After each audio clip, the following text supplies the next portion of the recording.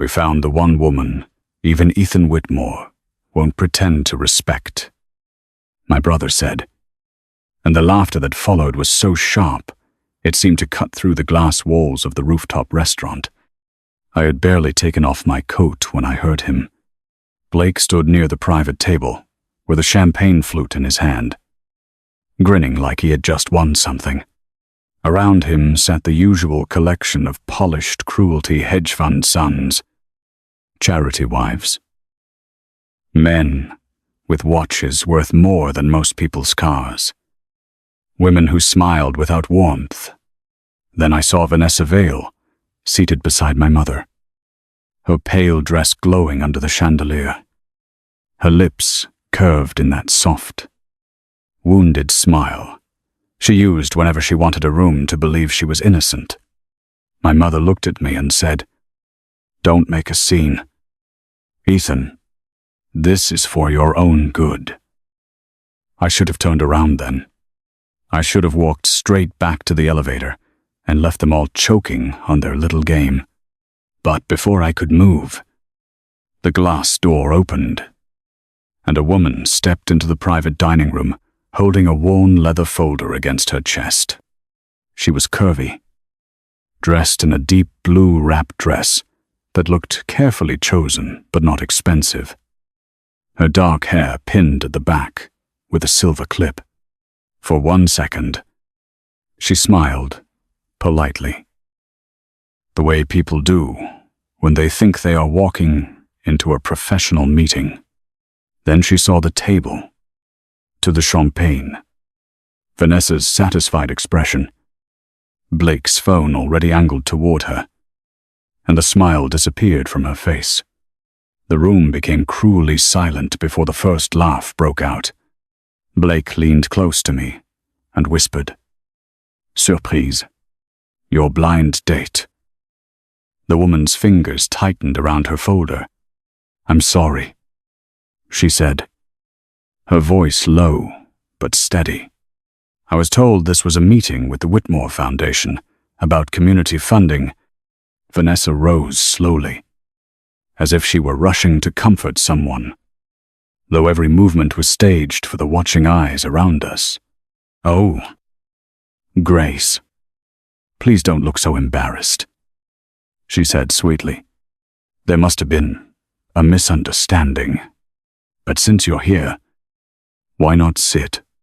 Ethan is very kind to unconventional people."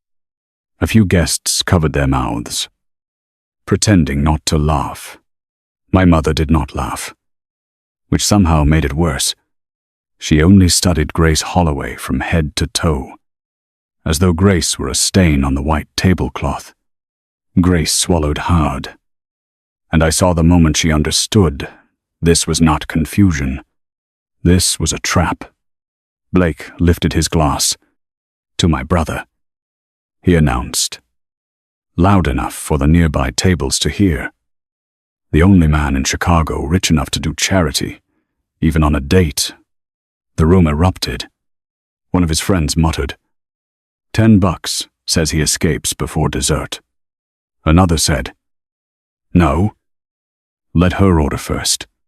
She came for funding." Right. Grace's face went pale, but she did not cry. That almost made their laughter uglier. People like them hated dignity in someone they had decided to humiliate. Vanessa stepped closer to Grace and placed one manicured hand on her arm. "Don't take it personally," she murmured. "Not softly enough. These circles can be overwhelming when you're not used to them." Grace pulled her arm back, and the motion caused her folder to slip. Papers scattered across the floor like wounded birds. Grant proposals, budget sheets, letters from mothers at a community center, photographs of children standing beside a cracked brick building, all of it spilled beneath the table. Blake bent down, picked up one sheet, and read loudly. "Emergency winter meal program." He gave me a theatrical look. "Say, Ethan, She came prepared. Not a date. A business plan. Vanessa inhaled as though heartbroken. Grace. You should have told me you were under such pressure. No one here wants to shame you for needing help. That was the genius of Vanessa's cruelty. She never swung a knife when she could hand it to the room and call it sympathy. Grace knelt to gather the papers. Her hands trembling now. I stood frozen, rage climbing my throat, until one small thing stopped the entire world around me. On Grace's wrist was a silver bracelet, old and scratched, with a tiny compass charm at the center. One link beside it was empty, broken clean, where another charm had once hung.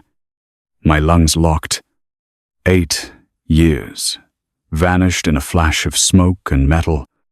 I remembered rain on a highway, the smell of gasoline, my own blood in my mouth, and a woman's hand reaching through a shattered window. I remembered that hand bleeding as it dragged me away from my burning car. I remembered silver against skin, a broken glint under ambulance lights, and a voice whispering, "Stay with me. Don't close your eyes." Vanessa had told me that voice was hers. Vanessa had shown me a little silver charm afterward and said it broke from her bracelet while she saved me. But the bracelet had never looked like hers. It had looked like this.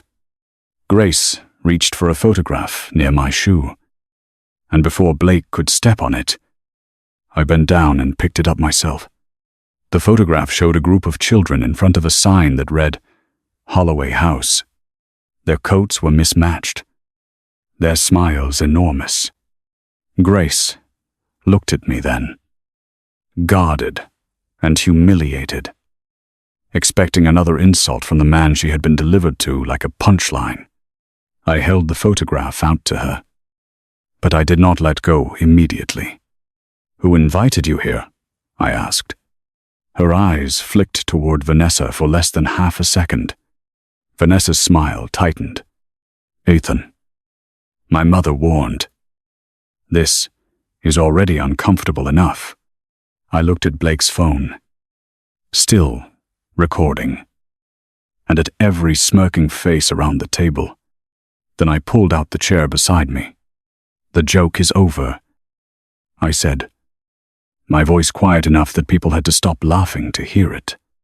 "Anyone who laughs at her leaves my table."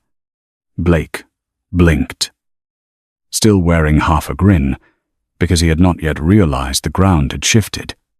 "Come on. Don't tell me you're actually going to play, gentlemen." I turned to him. "No. Blake, I'm going to play host. You can try being human, or you can get out." The silence that followed was not shame yet. It was confusion. Cruel people are always confused when the person they expect to join them refuses the script. Grace remained standing, clutching her rescued papers against her chest. "Mr. Whitmore, I don't want to be part of whatever this is," she said. "Neither do I," I answered, "but I owe you an apology before you leave." Vanessa laughed once, too quickly. "Ethan, darling, don't be dramatic. She misunderstood the evening. That's all." I looked at her, and for the first time in years, I noticed something beneath her polished sadness, fear, not irritation, not jealousy, but fear. "Did she?" I asked. Vanessa's eyes cooled. My mother touched her pearl necklace, a sure sign she was furious. Blake lowered his phone but did not stop recording. Grace saw all of it. She took one step back, her chin lifting as if she had practiced surviving rooms like this before. "I came because your foundation told me my appointment had been moved here," she said. I brought documents because children at my center are losing meals next week. I did not come to beg for a date. And I did not come to be laughed at by strangers who mistake money for character. That should have ended it. Any decent room would have collapsed under the weight of her words. But this room had been built on expensive denial. Blake scoffed and tossed one of her letters onto the table. Then maybe don't show up, dressed for pity. Something inside me snapped cold instead of hot. I stepped between them. Apologize. Blake stared at me. For what? Before I could answer, Grace bent to pick up the last page. Her sleeve slipped back, revealing a pale scar across her palm. Thin but unmistakable. My body remembered before my mind did. That same scar had crossed the hand that gripped mine on the highway. My heart began to pound so hard I could barely hear the restaurant. Vanessa saw me looking. Her face lost color for one perfect second. Grace noticed my stare and pulled her sleeve down. "I'm leaving," she said. This time I did not stop her. I only turned to Mara Chen, the restaurant manager standing near the service doors with a horrified expression she had failed to hide. "Miss Elf, Shen," I said, "please send tonight's entire private room footage to my office. Not a clip. The whole thing." Vanessa's chair scraped softly behind me. "Ethan, that's unnecessary." I looked back at her. At the woman I had almost married because I believed she had saved my life. And suddenly, every memory I had trusted felt like a room with the lights turned off. Grace walked toward the elevator alone, her blue dress bright against the white marble floor. As the doors opened, she looked back once, not with gratitude, but with warning. Then she disappeared, and Vanessa's phone lit up on the table with a message from Blake. "Find out how much she remembers." By sunrise, the world had already been edited. That was the thing about people like Vanessa and Blake. They never trusted reality when a cleaner lie could be trimmed, captioned, and sent to the right phones before breakfast. The full cruelty of that dinner vanished. What remained was a 26-second clip of Grace on her knees gathering papers, my hand offering her a chair, and Blake laughing in the background as if we had all shared some harmless society joke. The caption spread through private chats first, then charity circles, then local gossip pages hungry for rich people behaving badly. Whitmore Air rescues desperate charity worker from embarrassing blind date mix-up. By 9 o'clock, Holloway House had been tagged under comments that made my stomach twist. People called Grace a social climber, as a pity case. A woman using children as bait. Vanessa had not posted the clip herself. She was smarter than that. She simply liked the first comment that said Grace knew exactly what she was doing. I called Grace 4 times that morning and left no message because every sentence I imagined sounded useless. "Sorry my brother treated you like entertainment. Sorry my mother measured your worth in silence. Sorry the woman I once trusted may have chosen you because she was afraid of something buried in both our pasts." None of it was enough. At noon, Daniel Reyes, the only lawyer in my company who still cared more about evidence than politics, entered my office with a tablet in his hand. "The clip is everywhere in donor circles," he said. 2 sponsors froze pending grants to Holloway House within the last hour. I stared at the screen. One email said the donor was concerned about reputational instability. Another said they preferred organizations with professional leadership. Professional leadership. As if Grace's humiliation had been her failure to manage a room full of wolves. I went to the Whitmore Foundation office that afternoon and found my mother behind her glass desk, perfectly composed, while Vanessa sat beside her with red eyes. She had probably practiced in the elevator mirror. "You need to distance yourself," my mother said before I even sat down. "This woman is becoming a problem." Vanessa lowered her gaze. I never wanted any of this to hurt her. Blake's humor went too far. But Grace should not have brought financial documents to a private dinner. I looked at her hands. No bracelet, no charm, nothing silver, except a slim watch. She was told it was a foundation meeting, I said. My mother's mouth tightened, by whom Vanessa gave a tiny, wounded laugh. "Ethan, surely you're not suggesting—" "I arranged a public misunderstanding to embarrass a stranger," she said, stranger smoothly. But something in the word felt rehearsed. My mother leaned forward. "Grace Holloway signed up for attention the moment she used your name to pressure donors." Grace was in the lobby when I left the office. Standing across, her blue dress was gone, replaced by a gray coat and black flats. But she looked no less out of place among the marble walls and quiet money. A receptionist was telling her that Mrs. Whitmore had no further availability. Vanessa appeared behind me before I could reach Grace, carrying a white envelope, as if she were delivering mercy. "Grace," she said softly, "I'm so glad you came. I wanted to offer a private solution before this gets uglier." She held out the envelope, a small, emergency donation, in exchange for a simple statement that last night was a misunderstanding and that you won't involve Ethan again. Grace did not touch it. "You mean silence? Money?" she said. Vanessa's smile thinned. "I mean dignity. You still have a little left. Don't spend it badly." For the first time, I saw Grace shake with anger instead of humiliation.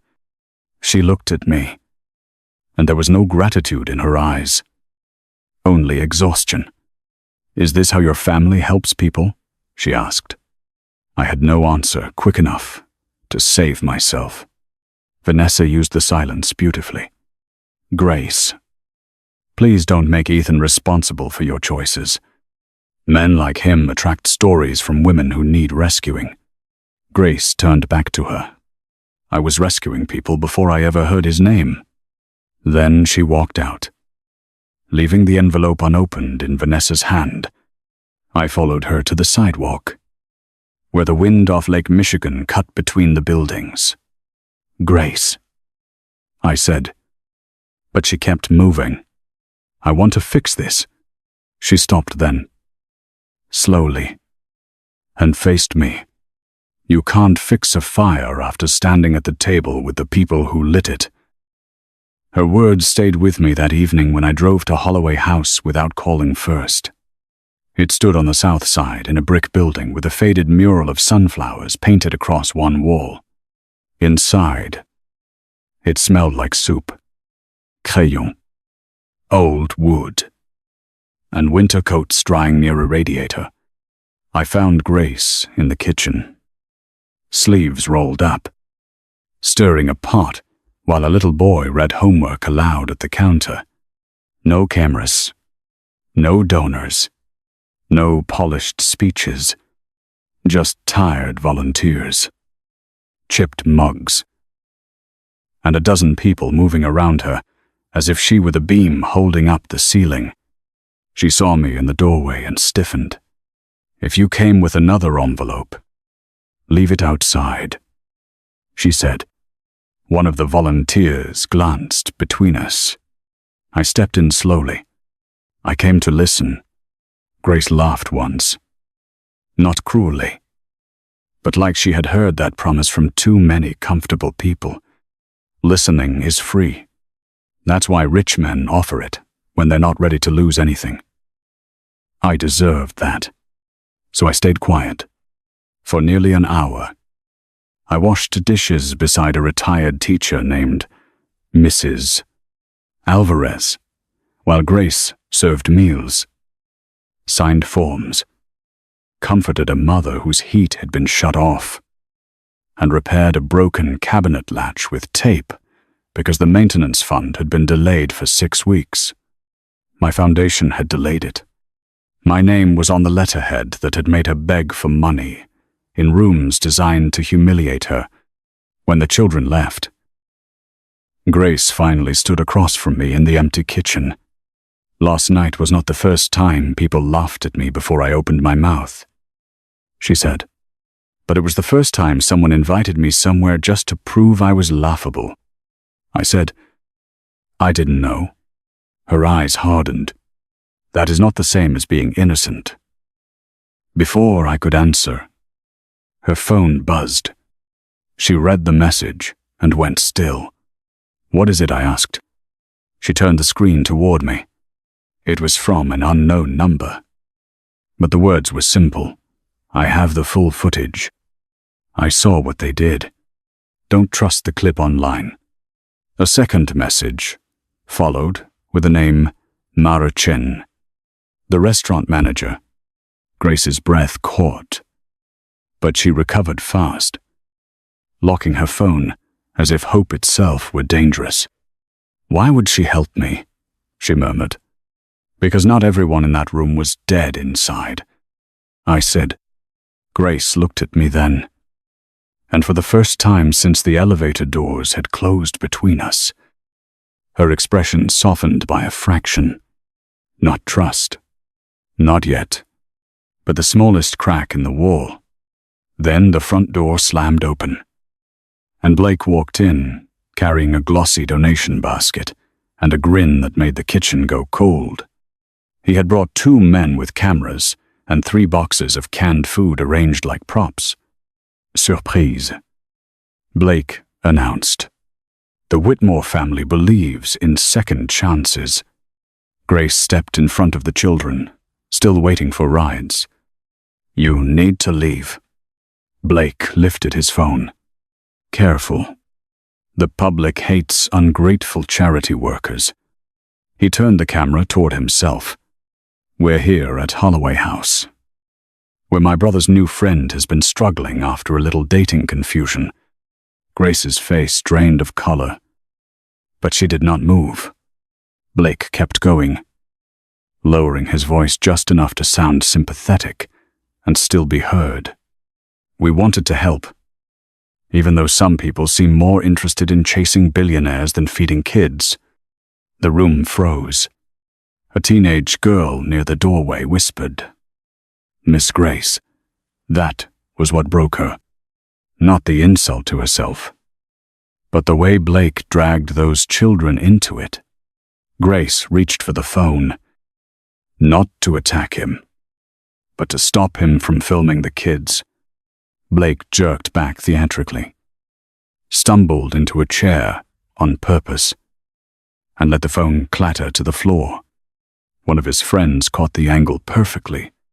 She attacked me, Blake said, already smiling. You all saw that. I grabbed his coat and shoved him toward the door. Get out, before I forget you're my brother. Blake's grin widened, because he had what he came for. Within 20 minutes. The clip was online.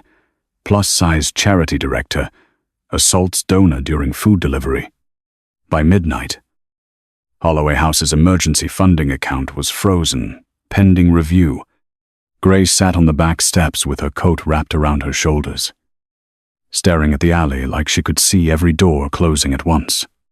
I stood beside her, useless and furious, while my phone buzzed with a message from Daniel.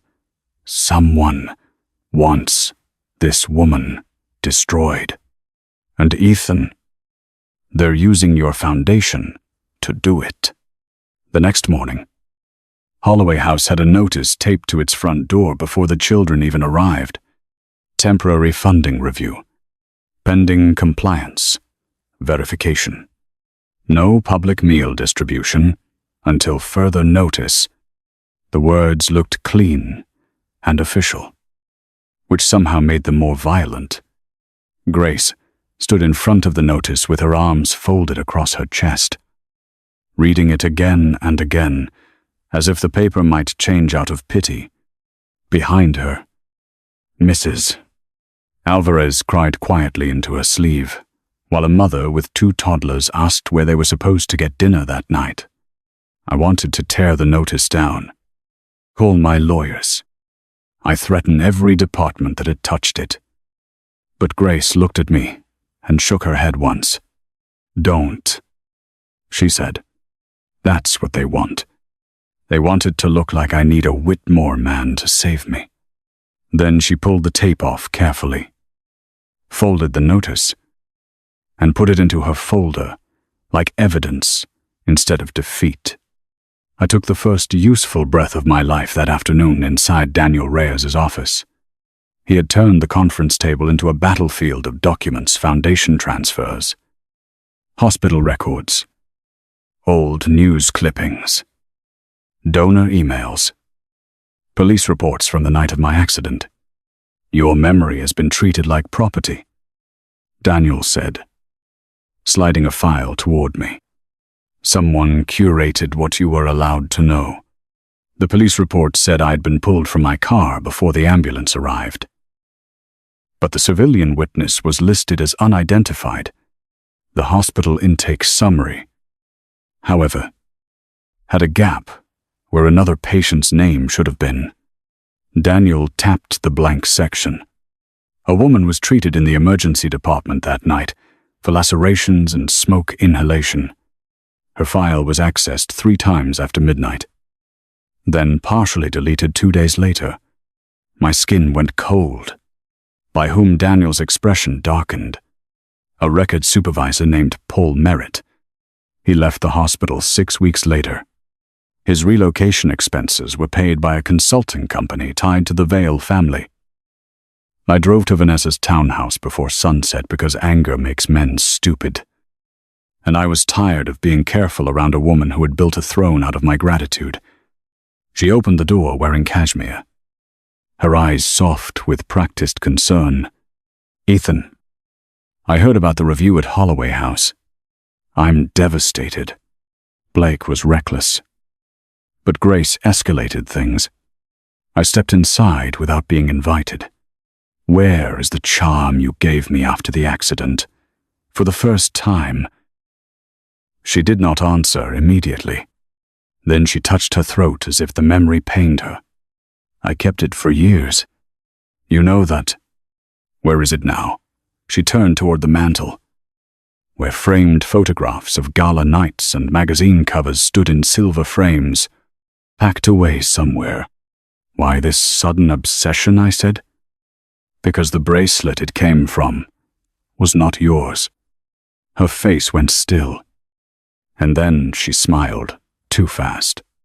"Grace has been filling your head with stories." I never said Grace. The silence that followed was small but fatal.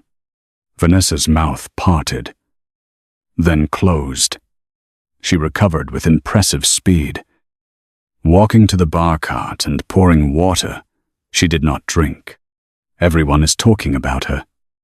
"Ethan, you're not subtle when you decide to rescue damaged women." The insult landed exactly where she aimed it. But I no longer mistook cruelty for confidence. "Tell me what happened that night."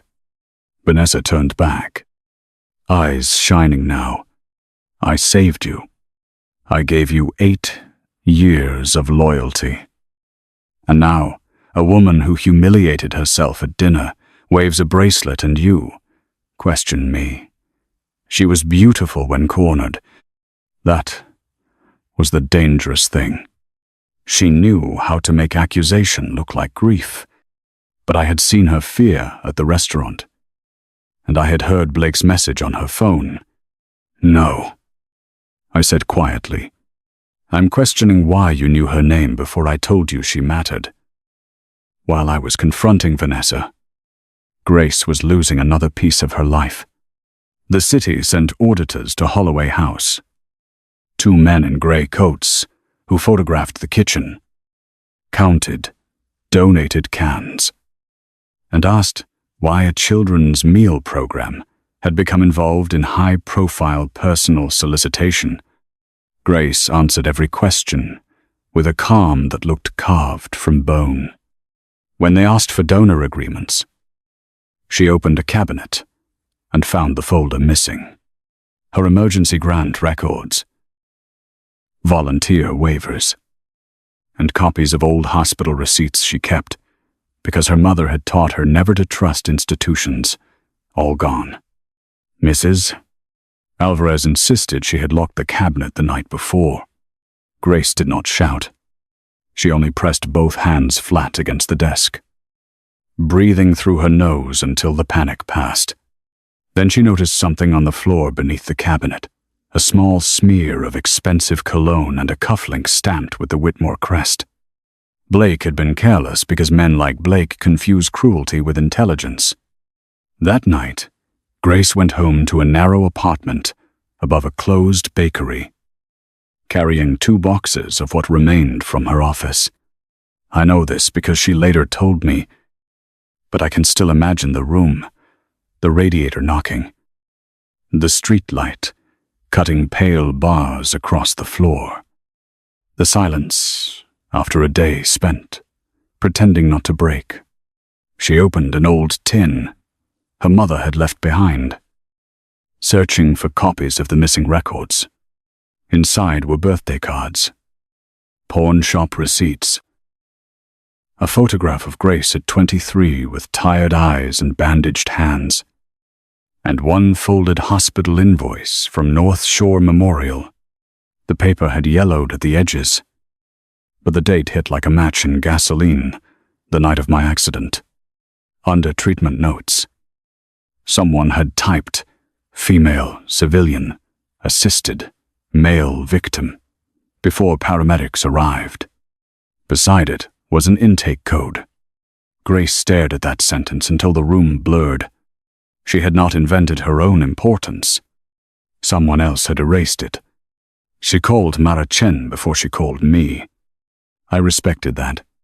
Trust, once insulted, does not run back just because a man finally learns to be ashamed.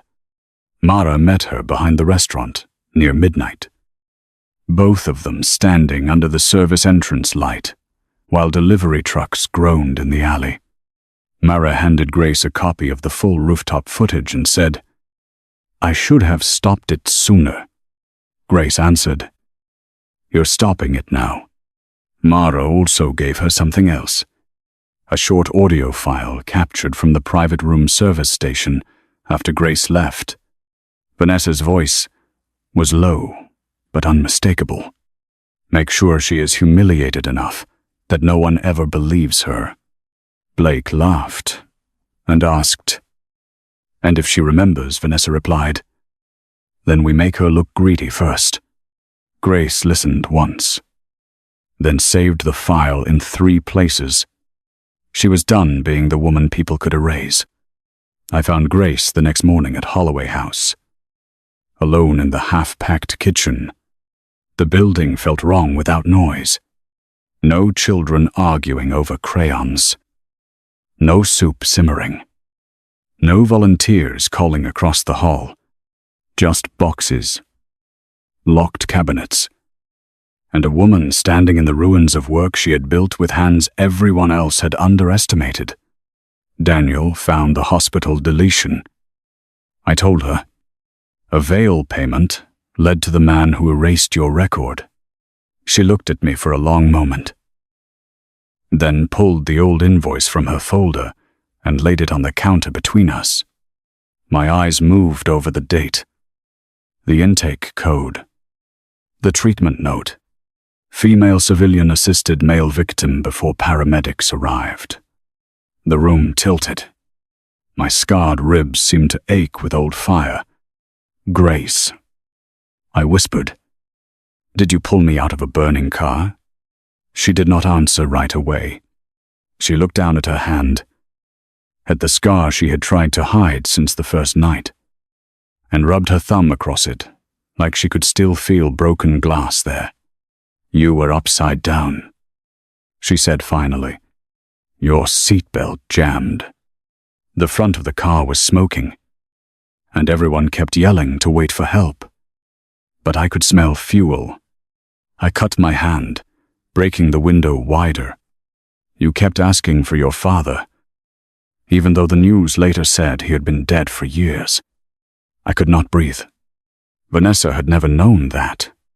I had never told her that." Grace lifted her eyes, and there was no triumph in them, only exhaustion. "I didn't stay because my mother was dying across town. I thought saving you was enough." My voice broke before I could stop it. It should have been. Before she could respond, Daniel called. "Ethan," he said. "Vanessa just sent the board a contract, claiming Grace demanded $2 million for her silence. And I found the signature file. It's forged." By the time the forged contract reached the board, Vanessa had already chosen the battlefield. The Whitmore Foundation Gala was 48 hours away, and every important person in Chicago philanthropy had been invited: hospital executives, city officials, donors with family names carved into museum wings, journalists who pretended not to love scandal until it came wrapped in silk. Vanessa's statement arrived in my inbox just before midnight. Written in the polished sorrow of a woman rehearsing sainthood, she claimed Grace Holloway had fabricated a connection to my accident, demanded $2 million for silence, and threatened to destroy the foundation unless we restored her funding. At the bottom sat Grace's forged signature, shaky enough to suggest desperation, clean enough to fool anyone who wanted to be fooled. My mother called immediately. "This ends at the gala," she said. "Vanessa will make a short statement. You will stand beside her." I looked at Grace's hospital invoice on my desk and answered, "No, Mother. This time I'm standing where I should have stood 8 years ago." Grace did not want to come to the gala. When Daniel murder, and I met her in the dark kitchen of Holloway House. She stood beneath the broken fluorescent light, with the forged contract spread on the counter. "They don't want truth," she said. "They want a show where I walk in already guilty." Daniel adjusted his glasses and placed a folder beside the contract. "Then we bring enough truth that even people paid to ignore it have to look." Inside were copies of bank transfers from Vail Holdings to Paul Merritt, the former record supervisor. Mara added a flash drive containing the complete rooftop footage and Vanessa's audio from the service station. I placed one final envelope on the table, a court order compelling North Shore Memorial to release archived security footage from the night of the accident. Grace stared at it without touching it. "You found it," she whispered. "Not all of it," I said. "Enough." Her hand closed around her bracelet. "Enough is dangerous," she said. "Enough makes liars desperate." The night of the gala, the ballroom at the Langham looked like a cathedral built for money. Gold lights washed over white orchids. Waiters moved between tables with silver trays, and the city's most generous hypocrites lifted champagne beneath banners printed with my family name. Vanessa stood near the stage in an ivory gown, accepting sympathy with both hands. Blake hovered close, laughing too loudly, though his eyes kept cutting toward the entrances. My mother looked carved from marble. She had not spoken to me since I refused to appear in Vanessa's statement. But when she saw me walk in alone, her face tightened with warning. Then Grace entered. The room shifted before anyone spoke. She wore the same deep blue as the night they had tried to turn her into a joke. But this time, The dress was tailored, elegant, and unafraid. The silver bracelet circled her wrist. Every person who had mocked her online watched her walk across the marble floor without lowering her eyes. Vanessa reacted first. Because Vanessa always understood audiences, she touched her chest, let her eyes glisten, and stepped toward Grace, as if greeting a lost friend. "Grace," she said, her voice sweet enough to poison tea. "I'm relieved you came. Tonight can still end with dignity." Grace looked at her for a long moment, whose dignity Vanessa's smile froze. But the nearby guests had already turned to listen. Blake muttered, "Careful, Holloway." I stepped beside Grace before he could get closer. For once, I did not speak for her. I simply stood there, and that seemed to frighten him more. My mother approached us, pearls bright against her black gown. "Miss Holloway," she said, "whatever grievance you believe you have, this is not the place." Grace's answer was quiet. "Funny. Everyone said the restaurant was exactly the place to humiliate me." My mother's cheeks colored. But Vanessa smoothly took the stage before the room could absorb the blow. "Ladies and gentlemen," Vanessa began, her hand resting over her heart. "Tonight was meant to celebrate compassion. Unfortunately, compassion is sometimes exploited by people who mistake kindness for weakness." A murmur passed through the ballroom. Behind her, the giant screen lit up with the forged contract. Grace's supposed signature appeared enormous above the words "confidential," "settlement," "demand." Vanessa lowered her gaze with perfect pain. "I tried to handle this privately. I tried to protect Ethan, his family, and even Miss Holloway from embarrassment. But when someone uses vulnerable children and a tragic accident to demand money, silence becomes complicity." Cameras lifted. Donors whispered. Blake smiled, like a boy watching a match hit dry grass. Grace stood beside me, so still I could hear the faint click of her bracelet against her wrist. I leaned close and whispered, "Say the word, and we leave." She did not look at me. "No," she said. "I already left once." I walked onto the stage before Vanessa could continue. The room reacted in waves: surprise, discomfort, hunger. Vanessa turned slowly, her microphone still in her hand. "Ethan, please," she said, letting the plea tremble. "Don't let her do this to you." I took the second microphone from the podium. "Vanessa, I have one question." Her eyes flickered toward Blake. "Not here." "Yes," I said. "Here. If you saved me that night, why did North Shore Memorial's ambulance log show you arrived 23 minutes after paramedics?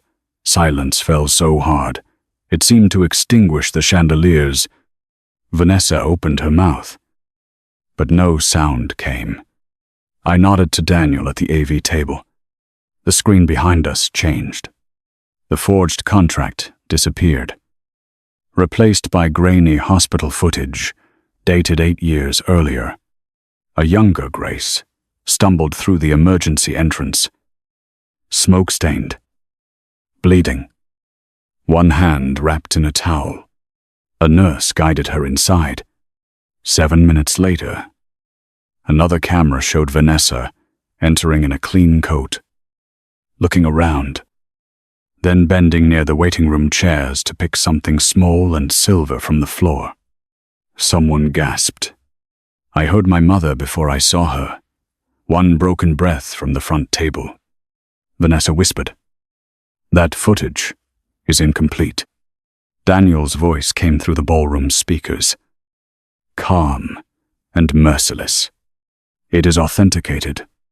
So are the access logs, showing Grace Holloway's intake record was deleted 2 days later by Paul Merritt. The screen changed again.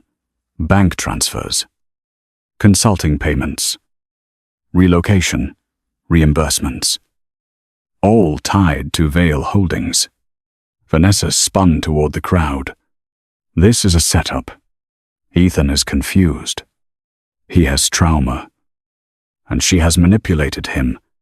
Mara stepped onto the stage then, small beside the towering floral arrangements, but steady as stone. "I manage the rooftop restaurant," she said, "and I kept the full footage from the night Miss Holloway was tricked into attending that dinner." The screen shifted once more. This time, the ballroom heard Blake's toast. The laughter. Vanessa's careful insults. Grace's papers scattering. And finally, Vanessa's voice from the service station. Make sure she is humiliated enough that no one ever believes her. The sound that followed was not outrage at first. It was the silence of people realizing they had been caught, believing exactly what they were trained to believe. Vanessa's face had gone white, but she still fought. "Audio can be altered," she snapped. Then Daniel played the final file, a call between Vanessa and Blake recorded after the forged contract was sent. Blake's voice slurred with arrogance. "Relax. Once the board sees the $2 million demand, nobody cares about some old bracelet," Vanessa answered. "They will if Ethan connects the charm. That fat little saint should have stayed erased." A woman at the front table covered her mouth. Blake lunged toward the AV station. But security caught him before he reached Daniel.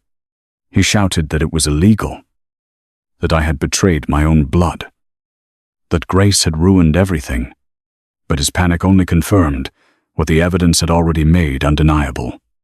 Grace walked onto the stage then.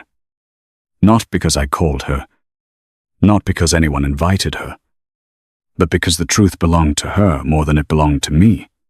She stood in front of Vanessa and slowly unclasped the silver bracelet. Under the ballroom lights, the missing link looked small, almost fragile. 8 years ago, Grace said, I broke my hand open pulling a stranger out of a car because I thought a life mattered more than fear. I did not know his last name. I did not know his bank account. I did not stay because my mother was dying across town.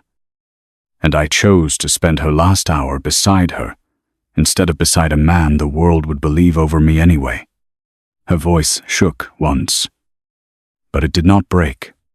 You took a piece of my bracelet and turned it into a crown. Then you took my body, my work, my poverty, and tried to turn them into proof that I was beneath you. Vanessa looked smaller than I had ever seen her, but not sorry, only trapped. Grace, you don't understand what that night meant to me, she whispered. Grace's eyes hardened. It meant a life you didn't earn. Then she turned to the crowd. I never asked Ethan Whitmore for $2 million. I asked his foundation why meals for children were delayed, while gala flowers cost more than my winter pantry. I asked why paperwork disappeared after I questioned missing funds. I asked why rich people can call cruelty a misunderstanding and poverty a motive. My mother rose slowly from her chair, one hand gripping the table edge. For the first time in my life, Evelyn Whitmore looked old. She looked at Grace, then at me, then at Vanessa, and the truth crossed her face like a sentence. I protected you, she said to Vanessa, barely audible. Vanessa stepped back. You protected the family name, my mother whispered. No, I buried it. Police officers entered through the side doors before Vanessa could leave. Daniel had timed it perfectly. waiting until the evidence was public enough that no board member could quietly make it disappear. Blake cursed. As security turned him around and took his phone, Vanessa tried one last time to reach me. "Ethan," she said, suddenly using the voice from my hospital memories. Soft and trembling. "You know me." I looked at Grace's scarred hand, at the bracelet in her palm, at the woman who had saved my life and then survived being erased from it. "No," I said. "That's the problem. I never did." Vanessa's face collapsed. Not from guilt, but from the loss of control, as officers led her away. The room remained frozen in its expensive shame. Grace stepped down from the stage alone. I wanted to follow, to apologize, to promise everything. But I had finally learned that not every wounded person needs to be chased. Sometimes the only respectful thing is to let her walk without turning her pain into your redemption. The morning after the gala, Chicago did what cities always do when truth finally becomes more entertaining than a lie. It replayed everything. Vanessa's face, Blake's panic, Grace's steady voice, my mother's stunned silence, all of it moved across phones. News sites, donor inboxes, and boardroom screens. Before most people had finished their coffee, the same mouths that had called Grace desperate now called her brave. The same donors who had frozen her grants sent flowers, apology, emails, and carefully worded offers of renewed partnership. Grace read none of them at first. She returned to Holloway House before sunrise, unlocked the front door, and stood alone in the kitchen where the soup pots had gone cold days earlier. When Mrs. Alvarez arrived, she found Grace scrubbing the counters, not because they were dirty, but because sometimes just survival needs something solid to do with its hands. Vanessa was not arrested in handcuffs beneath flashing lights, the way movies would have done it. Her collapse was quieter, and therefore more complete. The Vale family released a statement expressing shock, then removed her from every trust-connected board before lunch. Whitmore Foundation suspended all contracts tied to her advocacy programs. By evening, Daniel confirmed that the district attorney had opened inquiries into forged documents, witness tampering, and charitable fund diversion. Blake tried to hide behind incompetence, claiming he had only followed Vanessa's instructions. But the recovered messages showed too much pleasure in the damage. The board stripped him of his advisory title, his company card, and the office he had decorated before earning, for the first time in his life. My brother discovered that being a Whitmore could open doors, but it could also make every door slam loudly when the family needed someone to blame. My mother asked to see Grace 3 days later. I told her Grace owed her nothing. Not a conversation. Not forgiveness. Not even the courtesy of refusing in person. But Grace surprised me. She agreed to meet at Holloway House. Not in my mother's office. Not in a hotel lounge. Not in any place where marble could pretend to be moral authority. Evelyn Whitmore arrived, wearing black, with no pearls, no assistant, and no rehearsed statement in her hand. She looked smaller in that cracked hallway. Beneath children's drawings, taped crookedly to the wall, Grace stood beside the donation shelves, arms folded, her silver bracelet visible. My mother said, "I am sorry." Grace waited. Evelyn swallowed. "I looked at you and saw an inconvenience. I listened to a liar because her lie protected the world I understood. You saved, my son, and I helped punish you for it." Grace's face did not soften. "That apology belongs to me," she said. "The repair belongs to them." So my mother did the hardest thing for a woman like her. She obeyed someone who had no social power over her. 2 weeks later, she stood before cameras outside Holloway House and admitted that the foundation had failed the community it claimed to serve. She did not call it a misunderstanding. Grace had forbidden that word. She announced an independent review, the return of withheld funds, and a permanent endowment controlled not by Whitmore executives, but by a community board Grace would lead. Reporters shouted questions about Vanessa, Blake, and my future with the foundation. Grace stepped to the microphone only once. "This center was never built to rescue reputations," she said. "It was built to feed people, protect people, and remind children that dignity is not something rich adults get to approve." Then she walked back inside, before anyone could turn her pain into a headline. I resigned as acting chair of the Whitmore Foundation the same day, not permanently, and not dramatically, but long enough to stop confusing authority with repair. I gave Daniel full access to the records, removed every Vail-linked contractor, and asked the board to appoint 3 community members who had never been invited into one of our galas. Grace did not praise me. She did not say she was proud. She accepted the structural changes because they mattered. But she made it painfully clear that accountability was not romance. Every Thursday, I came to Holloway House after work. At first, I sorted canned goods in silence. Then I fixed a leaking sink, carried boxes, painted a classroom yellow, because one of the children said winter made the room sad. Nobody photographed me. Nobody thanked me more than necessary. That was how I knew the work was finally honest.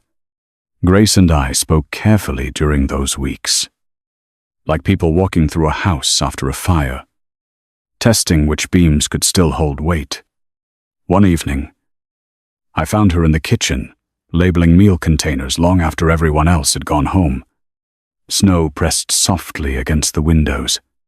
"I used to wonder if you remembered anything," she said without looking up.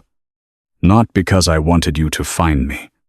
I just wanted to know if the worst night of my life had meant something to the person who survived it."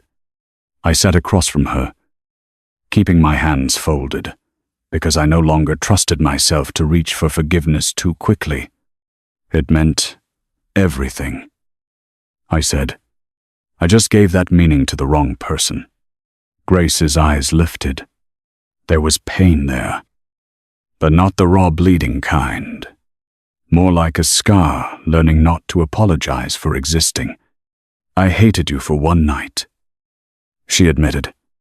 "At the restaurant, when you sat there in that suit, surrounded by people who thought my body was a punchline.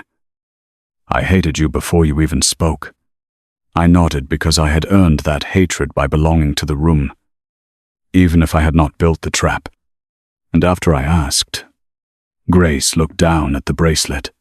"After, I hated that part of me still wanted you to be different. The honesty of it hurt more than accusation. I told her I was not asking for her trust as repayment for exposing Vanessa. I was not asking for love because guilt had made me useful.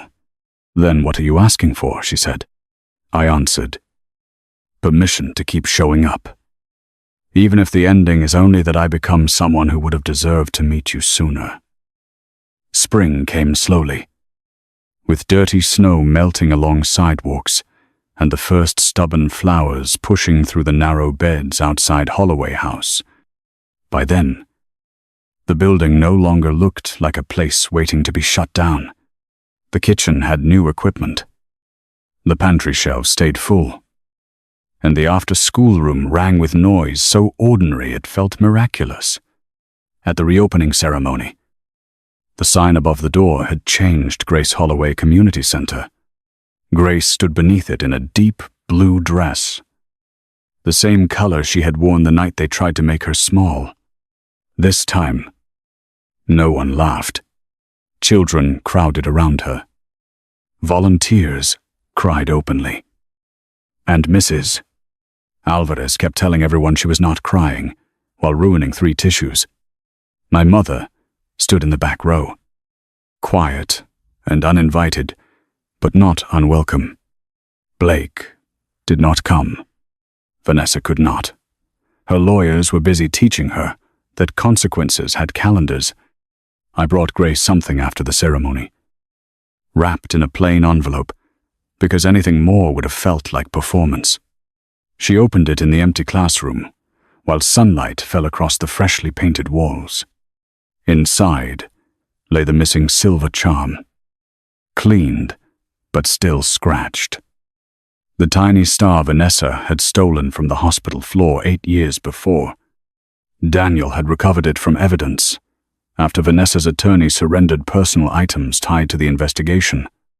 Grace held it in her palm for a long time. I thought getting it back would make me feel whole. She said, "Does it?" I asked. She smiled faintly. "No. I think that happened before this." She touched the bracelet on her wrist, but did not reattach the charm.